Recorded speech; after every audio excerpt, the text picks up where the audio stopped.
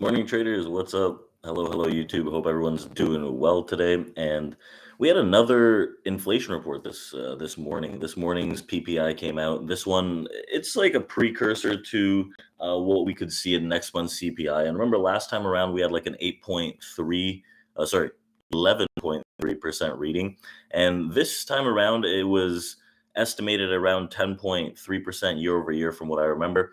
And we got a 9.8% year over year that actually came out. So it was a slight lower number, just like we saw in the CPI report yesterday. And those expectations for those lower numbers has a lot of people talking about, has inflation actually peaked? Now, there's a few things that are, I would say, wrong with that statement, right? Has inflation actually peaked? We've seen 1 month of data. We've seen one data report that came out, and everyone's all of a sudden talking about, oh my God, has inflation peaked? Has this happened? Has that happened? Well, realistically, you need to see multiple points of data. If you start thinking about the inflation data like PPI, CPI, whatever that core number is, and you're looking at it on a year-over-year perspective, you want to see a rolling average actually start turning. Now, when that rolling average starts turning, you're not looking at 1 month of data. You're not looking at 2 months of data. You're looking at something that's like 3 to 6 months of data to see if that rolling average actually turns. That's when we can start to say, okay, this is when inflation actually peaked, and now we're actually turning lower. We can't just assume that we get one number of data and all of a sudden the inflation fears are over. This market is liking it, right? There's a lot of positioning that is still a little more to the upside that we could see in the coming days here. And if we end the week strong, right, we've rallied pretty aggressively off of those lows.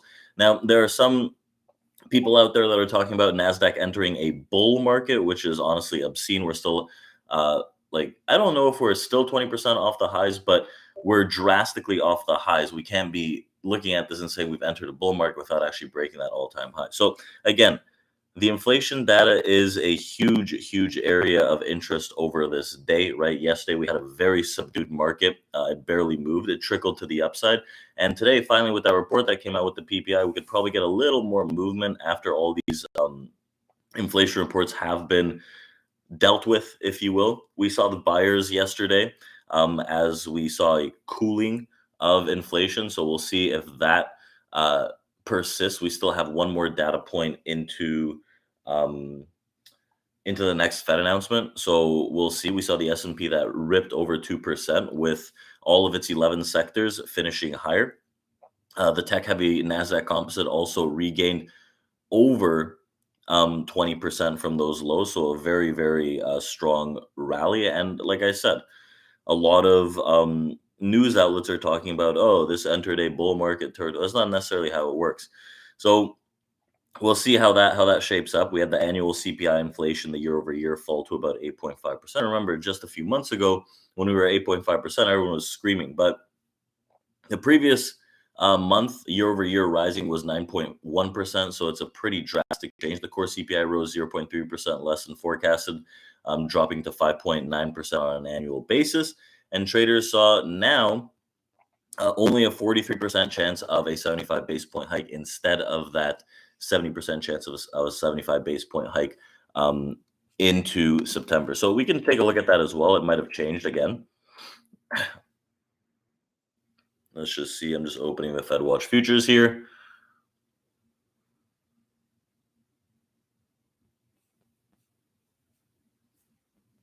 And it's changed again. Right now, there's only a 32% chance of a 75 basis point hike. So dropping off based on these inflation numbers. And going deeper into the figures, not everything was so rosy, right? Grocery prices still rose 13% in July from a year ago, marking its fastest pace of inflation since 1979. And also dining out shot up, shelter costs shot, which make up 1/3 of the CPI, also continue to rise up 5.7% over the past 12 months. And gasoline, this was the main factor that pulled things down, was down 7.7% in July from the prior month, while used car prices, airline fees, and apparel dropped also on a month-to-month basis. So a lot of the real big numbers that we're looking at, if we dive into this report, actually rose. It's the energy and gasoline that is one of the main components of this drop that really took things down. 7.7% month over month, which is a large decrease. So that attributes a lot to this inflation. Remember, you can a rule of thumb, a little looser rule of thumb is you're taking the um, crude oil prices, right? Every $10 move equates to a year-over-year 1% gain or rise in those numbers. So keep that in mind. We had crude oil that descended fairly aggressively. If that persists, you'll still see lower inflation numbers technically, but other things, if you start looking at it a little deeper, right? You're talking about groceries, shelter, all that stuff, like the bigger components, they might actually rise in this continued space. So we're going to have to take a look at that and see how these inflation numbers continue to persist. But again, there's a lot of talk around the Fed. Remember, the Fed is going to dictate a lot of these movements. A lot of individual assets have risen aggressively over this last rally. Apple is about 7% off all-time highs. It's ripped over 30% from that low. A lot of these tech names have done really well, right? Especially with this news as of recent that these inflation numbers are quote unquote cooling off. Without seeing a natural average of them cooling off, a lot of these tech names are doing very well. Tech has been really, really strong over the past bit. There have been a lot of inflows and a lot of money flowing into tech. And today on the SPY, there's a huge, huge positioning from the MMs at 420. So it's going to be a key area threshold for the remainder of this week. And we'll see how that shapes up. Now, there's been earnings and whatnot that have continued, right? We saw Disney earnings do it pretty well yesterday. I think we're more into the growth and other asset classes of, or I should say, other sectors of the market that are reporting earnings, because the main earnings that we wanted to see, the majority of tech has already reported. So right now you got like the Disneys and whatnot. Disney rallied about 7% to about $120 yesterday after yesterday's trading. And Disney Parks, they experienced, Disney Parks experiences and products jumping 70% to 7.4 billion and operating income surging to 2.2 billion. So things like that have caused us to rally pretty aggressively. There's some decent growth expectations in the coming years, right? Disney Plus is trying to steamroll over Netflix, right? There's a lot going on there. So I don't think that a lot of these earnings are going to necessarily continuously affect the market as much as tech did at the beginning of this earnings period. So we'll see how that shapes up in the next earnings period, right? So we still have a lot of time until we can see if inflation cools off. So in Asia, we saw that Japan is closed. Hong Kong up 2.4%, China up 1.6%, India up 0.9%. In Europe, midday at London, flat. Paris up 0.2, Frankfurt down 0.2. Futures are up pretty good, about like 0.3 on the SPY, about 3 or 4 tenths on the NASDAQ. Crude oil is down, gold is down, Bitcoin's up about 6%, and Treasury down about 1 basis point to 2.77% or so. So the 10-year Treasury. So we'll see how today shapes up. Just looking at some of these markets. Let me just take a quick peek see here. We're still going continuously. Remember, there's going to be a key area for 250, 52 in that area on the S&P futures. Watch that level. To the downside, we're going to try to hold that 30 to 32. That's going to be a key area of support.